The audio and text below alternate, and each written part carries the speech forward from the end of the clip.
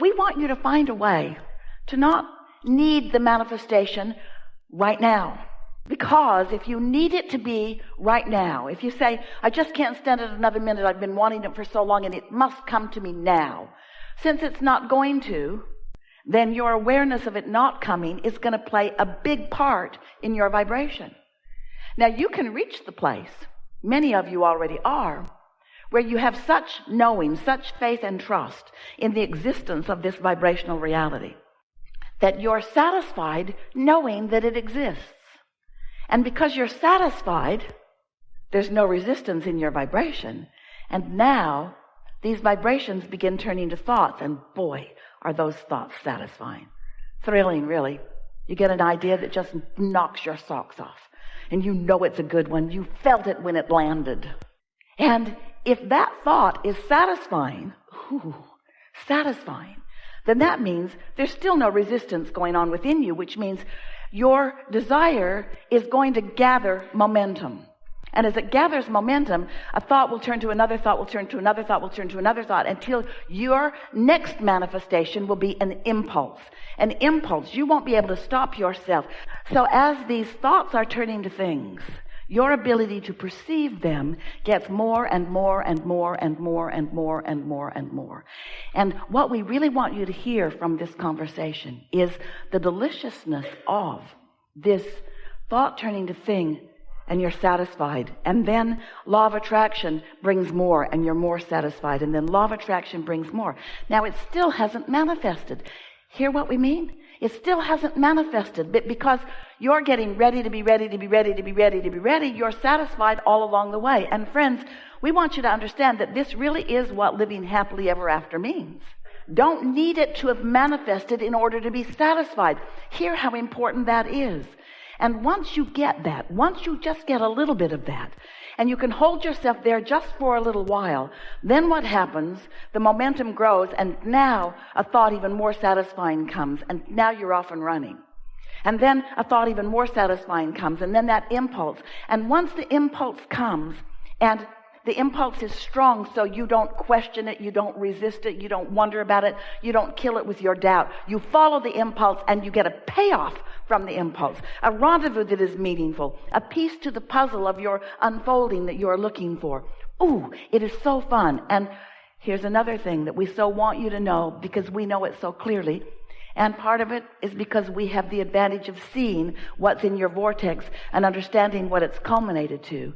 Your inner being, that's us, knows where you stand in vibrational relationship to everything you want. And further, your inner being knows what your path of least resistance is to it, which means your inner being knows what your desires are and how they are unfolding. Hear this, you're really going to like it. And your inner being knows what beliefs you hold that are hindering to this desire.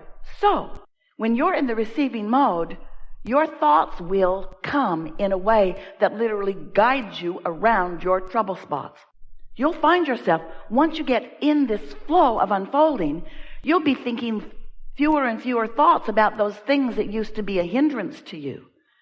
How do you make that switch? How do you get into this mode where these pure thoughts, these non-resisted thoughts, these desires that are not contradicted by doubt, how do you get to that place? Well, there are some ways. When you wake up, you're more likely to be there. Making lists of positive aspects then would keep you there. Appreciating is a surefire way to be there. But the best way we know of is to, every day if you can, and you can, every day if you can, and you can. Every day if you could, if you would, and you can. Every day if you could and would, and you can. If you would find 15 or 20 minutes to sit quietly by yourself, to quiet your mind. And we'll talk a little bit later, if you're interested, and you will be, about how meditation happens, how easy it is to accomplish. But if you can quiet your mind, which means you stop thought, and when you stop thought, you stop resistant thought. And when you stop resistant thought, your vibration raises so that now you're in that receptive mode so that you can begin to receive these high-flying knowings that your inner being is holding for you. Then, once you get hold of one of those, and you acknowledge the satisfying feeling of it, now you're off and running. It only takes 17, 16, 17, 16, 17, 16, closer to 16 than 17 seconds for law of attraction to respond to a vibrational output by you. So if you find a thought that feels sort of kind of good, another thought will join it quickly. If you can find no thought, then the thought of your inner mind, the thought of your inner being, will be what sets the tone of what law of attraction brings to you next. So, you know how you know that you've got off on this really good foot? Let's say you're in meditation. Do you ever meditate? Let's say you're in meditation. You've been there for 15 or 20 minutes. Your mind sort of wandered all over the place because you've got all of these things that you need to do, that you should do, all of those things that we were talking about. Your to-do list is running through your mind. The argument you had last night or yesterday, you're feeling a little defensive. So it takes a little while for you to talk yourself out of that by focusing on something that's not very important, like the ticking of a clock. Esther just bought a really good, loud ticking clock. She just loves listening to that thing. Not interesting at all, but it is loud. So find something to focus on, and as you focus upon that, whatever it is that requires thought but doesn't let your mind go too far, it won't take long before you'll feel a detachment.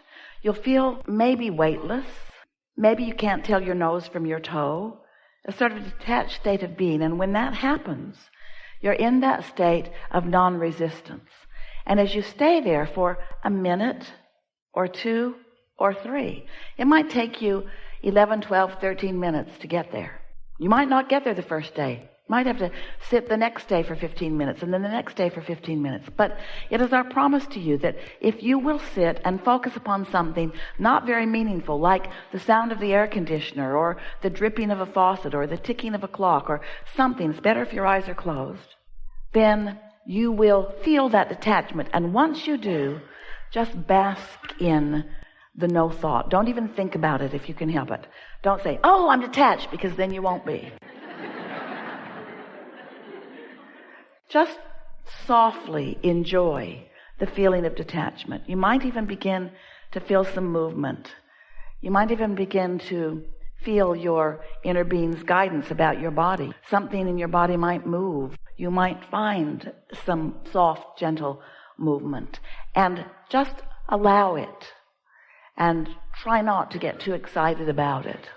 But then, something really wonderful will happen. A thought will come right out of the vortex and into your mind. And it will be such a good feeling thought, you'll know where it came from. And as you now have a sort of more deliberate awareness inside your meditation, as you ponder that thought for as little as 16 seconds, another thought like it will join it, and you will feel the emotional satisfaction of the progression of your reception of the thought. Now, what's happening? Vibrations are turning to thoughts. And a thought manifested in your mind, you received it. And once you received it, if you can stay there for another 16 seconds and then another, once you cross that 68-second mark, now you are in the full state of receiving. And often, about then, you just can't sit there anymore. There's something that you feel an impulse to do. It might be go buy furniture. It might be call someone. But it will for sure be, if it happened the way we just described to you, it will be a path with no resistance on it. Because remember, your inner being knows where everything you want is and knows the best path to get you there. If you try to go directly to the action that you think is required to get you something that you want, and you have thoughts of resistance about that, as soon as you start making the action or making the moves to go there, you'll lose your connection. You'll lose your leverage to this source energy that creates worlds. If you try to get there too fast and you jump into action too fast, there will be resistance all over the place, and then you'll just be banging it out like you have been, and you will lose the leverage that you could have had you allowed it to be inspired action. There's such a difference in that motivated action where I said I would go and I need to go and this is my goal and this is my timing and I'm just going to do it and I'm going to make it happen and I'm going to throw enough mud on the wall and some of it will stick, and it's so exhausting. And while you can keep that pace up for a little while, it isn't sustaining because you have not returned to the replenishing mode. That's what the receptive mode is. It's the replenishing mode. It's where you keep being fed by source with ideas and energy and vitality and knowing, you see. You cannot get to where you want to be in only an action-oriented way. You've got to enlist the knowledge of your inner being, the energy of this source energy. You have to get up to vibrational speed with who you really are. And when you're in the receiving mode, so many things that are in your vortex will begin to show up. Some moments will be full. They'll be laden with 3 or 4 or 5 or 20 or maybe even more simultaneous things that are satisfying, all happening at the same time. Can you imagine that? Can you sense that coming for you? And so this is our best sales job ever of why you might want to meditate.